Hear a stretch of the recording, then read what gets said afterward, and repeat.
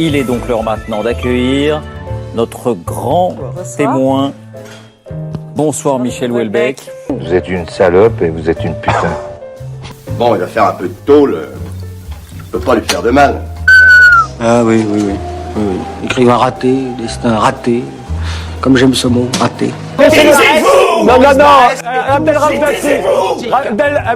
C'est l'heure d'Opium, l'émission d'efflorescence culturelle. Bonsoir à toutes et à tous, auditeurs d'RCV, fidèles d'efflorescence culturelle. Aujourd'hui débute une nouvelle émission, Opium. Notre ami Kundera répondait au monde: la culture, c'est la mémoire du peuple, la conscience collective de la continuité historique, le mode de penser et de vivre. Nous avons décidé de mettre une pierre à l'édifice, et pour cela, je ne suis pas seule autour de cette table. Bonsoir Arthur. Bonsoir. Alors, de quoi vas-tu nous parler ce soir ? Les États-Unis.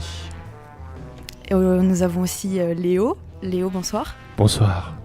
De quoi vas-tu nous parler aujourd'hui, Léo ? De beaucoup de choses, notamment Twin Peaks, et on va faire un retour sur le festival Pulpaphone où nous avons interviewé le fameux This is la peste.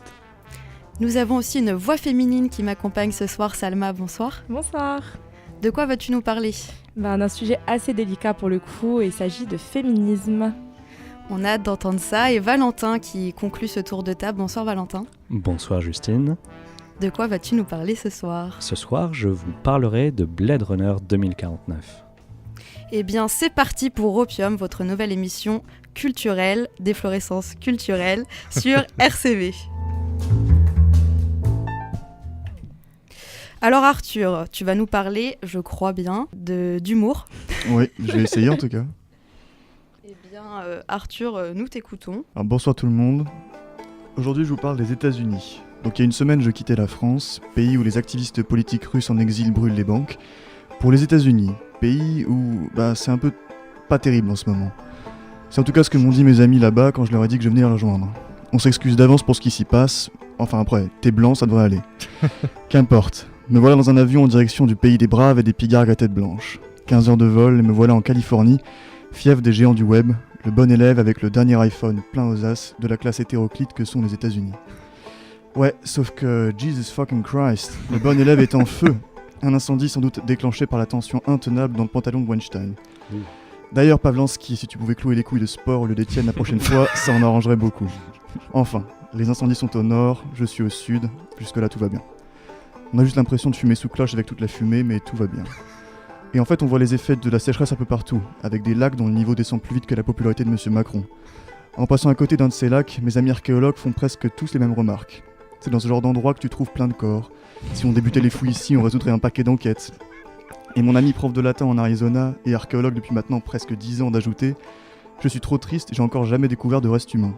Alors bon, il faut dire qu'en ce moment, la moitié des archéologues américains se concentrent sur les ruines de la vie politique de Madame Clinton.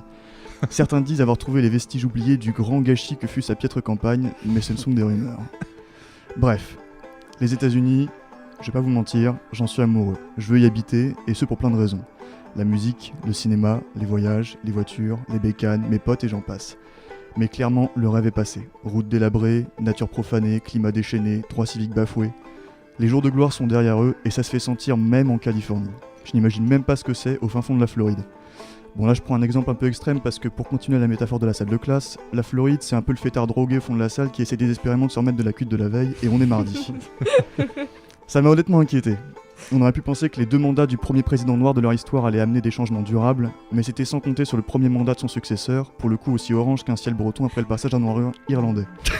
Alors, oui, c'est une comparaison qui marche, regardez les infos, et je pouvais pas reprendre la blague Orange is the New Black, elle a été faite trop de fois. Bref, revenons-en à notre mutant, comme l'a dit mon ami avec l'accent américain le plus magnifique qu'un francophone ait jamais entendu, et oui je pèse mes mots. Tu sais Arthur, ici c'est un peu la merde. Et voilà, ma chronique touche à sa fin, chers auditeurs. La prochaine fois, nous partirons ailleurs qu'aux États-Unis pour rester variés et s'assurer qu'on tape sur tout le monde.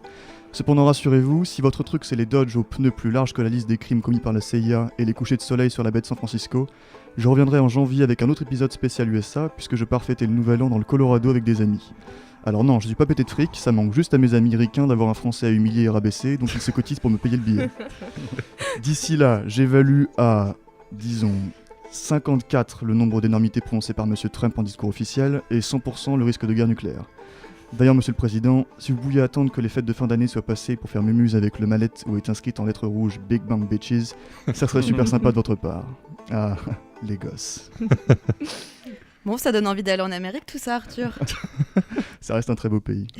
Eh ben, j'espère que tu n'as pas non plus effrayé nos auditeurs. On va tout de suite s'écouter un petit morceau de This is la peste qu'on aura en interview juste après, puisque Léo et Salma, vous avez eu l'opportunité de le rencontrer au Poulpaphone. Et oui. Et on peut avoir une petite avant-première de ces mots. Enfin, qu'est-ce qu'il vous a raconté? C'était intéressant. Ouais, c'était super, je crois, Salma. Qu'est-ce qui était intéressant, eh bien, de le rencontrer et d'avoir son regard en fait sur la vie et sur notre époque, qui effectivement n'est peut-être pas la plus belle époque dans laquelle on pourrait vivre. Et je pense que Salma lui a posé des bonnes questions, notamment sur l'autotune. Est-ce que Diziz est un fan de l'autotune ou est-ce qu'il l'utilise pour modeler sa voix, mais de façon plutôt subjective? C'est très abstrait, mais c'est très culturel. Ouais. Alors on écoute ça juste après, Passage secret de This is la peste.